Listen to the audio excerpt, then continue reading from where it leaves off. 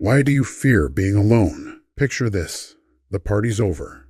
The last guest has left, and you're standing in your living room, surrounded by empty glasses and the fading scent of perfume. The silence hits you like a punch to the gut. Most Americans spend their entire lives running from this moment, desperately seeking validation from others, begging for approval from strangers on social media. We've become a nation of people who would rather scroll through endless feeds than sit with our own thoughts for 10 minutes. But here's what the great philosopher Arthur Schopenhauer understood centuries ago.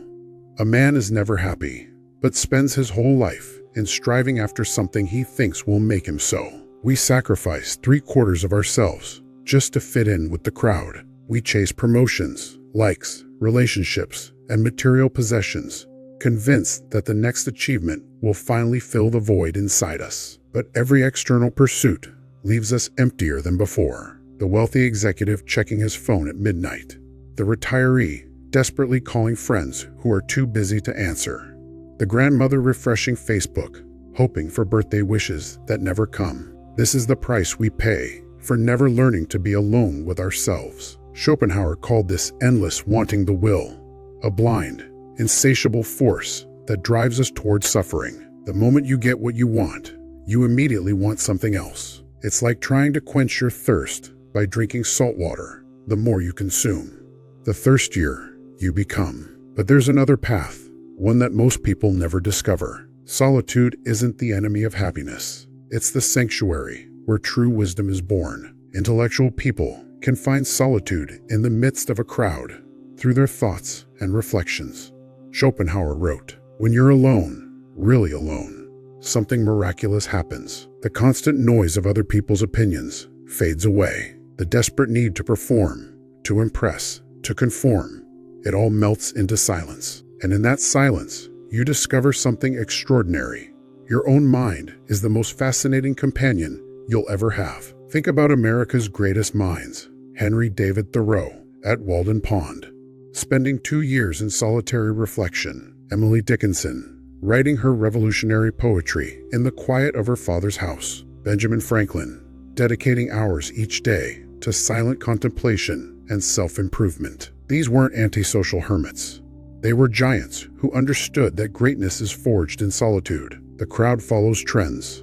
The solitary mind creates them. When you're constantly surrounded by others, you think their thoughts, speak their words, live their dreams. But when you're alone, you become the author of your own existence. You stop being a consumer of other people's content and become the creator of your own philosophy. Schopenhauer discovered that the highest form of human experience comes through what he called disinterested observation. This means looking at the world not through the lens of what you want or need, but with pure, objective awareness. It's like stepping back from a painting to see the whole masterpiece, instead of focusing on one brushstroke. But this kind of perception is impossible when you're drowning in social obligations and digital distractions. You need space, mental space, physical space, emotional space. You need the courage to turn off your phone, close your laptop, and sit with the uncomfortable truth of who you really are beneath all the masks you wear. Most people can't handle 5 minutes of genuine solitude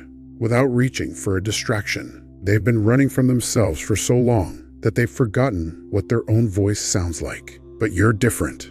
You're reading this because something inside you knows there's more to life than the endless cycle of seeking approval and avoiding discomfort. Here's how you transform loneliness from a curse into a blessing. First, stop treating solitude like a disease that needs curing. When you're alone, don't immediately reach for your phone or turn on the television. Sit with the silence until it becomes familiar, then comfortable, then precious. Second, understand that being alone doesn't mean being lonely. Loneliness is wanting to be somewhere else with someone else. Solitude is being exactly where you need to be. Third, use your alone time for what Schopenhauer called contemplation without will. Look at a sunset, not because it makes you happy, but simply because it exists. Read a book not to impress others with your intelligence, but to commune with great minds across centuries. Listen to music, not as background noise, but as pure artistic expression flowing through your consciousness. This is how you develop what the ancient philosophers called wisdom.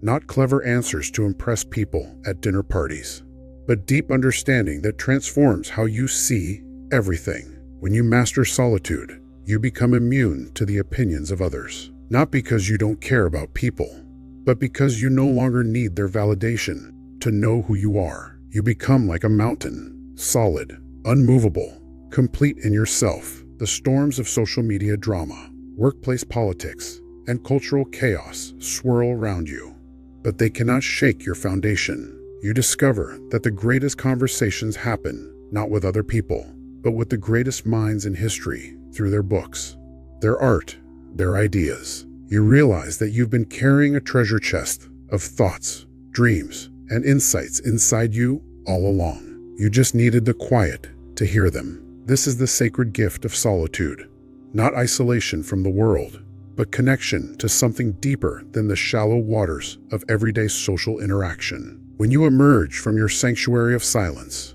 you bring with you a presence that others can feel. You speak less, but say more. You listen deeper because you've learned to listen to yourself. You love others more genuinely because you've stopped needing them to complete you. This is what Schopenhauer meant when he said that genius is simply the ability to see things as they really are, without the distortion of personal desire. And this ability is cultivated in the sacred workshop of solitude. Now you stand on the shoulders of giants, not because you've read about their ideas, but because you've done the inner work they did. You've faced the darkness within yourself and found it wasn't darkness at all. It was simply unexplored territory. The fear of being alone dies the moment you realize you've been accompanied by wisdom all along. Your own soul has been waiting patiently for you to stop running and start listening. Now go find your sanctuary. Turn off the noise, embrace the silence, and discover the treasure that's been waiting inside you. This is where giants are born, not in the applause of crowds, but in the profound peace of solitude. The giant's wisdom.